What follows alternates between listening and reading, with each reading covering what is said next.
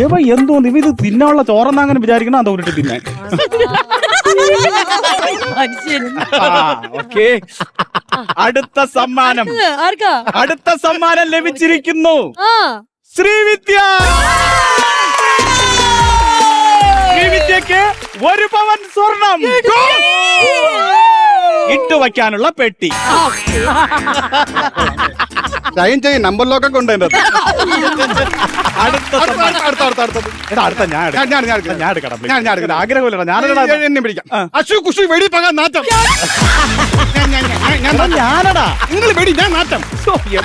എന്നാ നീ എന്നെ എടു.